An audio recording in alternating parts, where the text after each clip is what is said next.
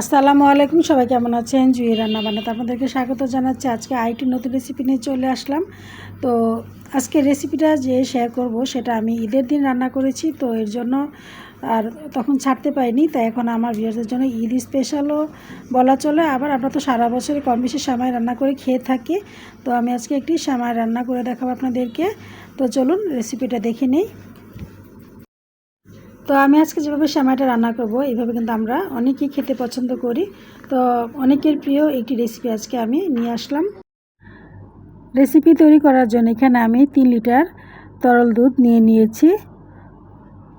যেহেতু ঈদের দিন রান্না করেছি তাই আমি 2 ধরনের সেমাই রান্না করব, এই জন্য বেশি করে দুধ জাল দিয়ে নিব। তো আজকে এখন আমি দেখাবো, আমি 1 প্যাকেট লম্বা সেমাই নিয়ে নিচ্ছি, যেটাকে কুলসুম সেমাই বলে থাকে। তো আজকে আমি এই কুলসুম সেমাই রান্না করে দেখাবো আপনাদেরকে। সাথে আমি দিব নারিকেল দিয়ে আজকে আমি মূলত এই কুলসুম সেমাইটা রান্না করব।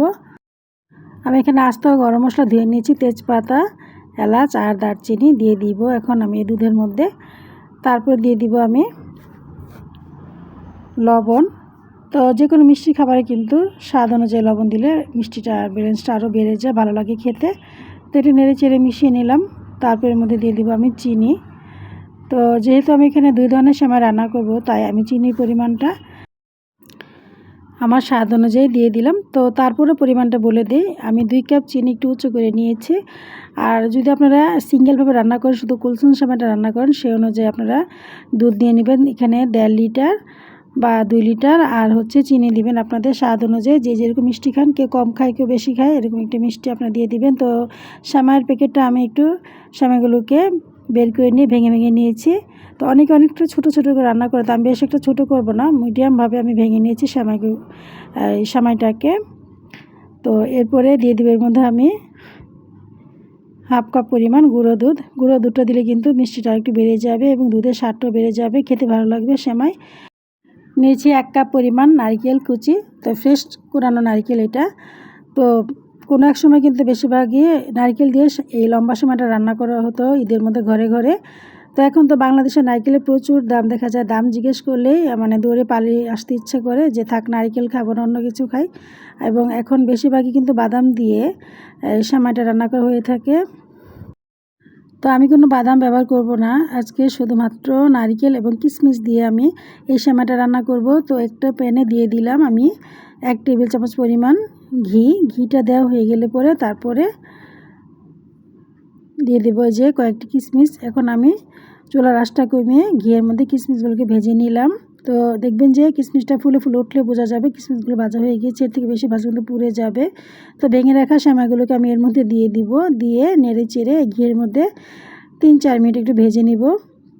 তো ঘিয়ের মধ্যে ভেজে নিলে কিন্তু সেমাইটা খুব সুন্দর একটা আলাদা স্মেলে আসে, খেতে ভালো লাগে। তবে এটা কিন্তু একদমই অপশনাল।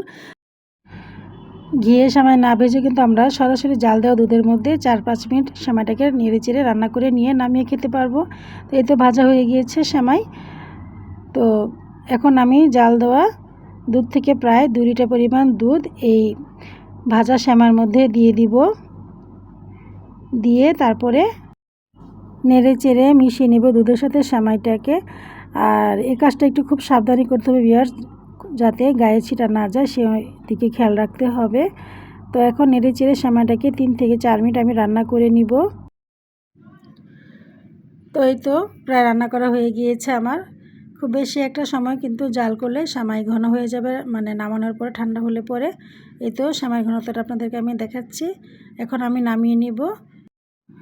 তো ইচ্ছা হলে আপনারা এই গরম মশলাগুলোকে ফেলে দিতে পারেন, উঠিয়ে দিলে মনে হয় ভালো হবে। তো আমার আজকের এই সেমাই রান্নার রেসিপিটা যদি আমার ভিউয়ার্সদের ভালো লেগে থাকে তাহলে একটি লাইক দিয়ে যাবেন এবং কমেন্টস করে জানাবেন কেমন লাগলো নারকেল দিয়ে সেমাই রান্নাটা।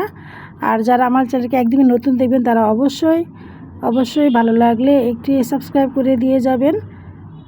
আর যারা আগে থেকে আমার চ্যানেলটাকে সাবস্ক্রাইব করে রেখেছেন তাদেরকে জানাচ্ছি অসংখ্য ধন্যবাদ আমার পাশে থাকার জন্য।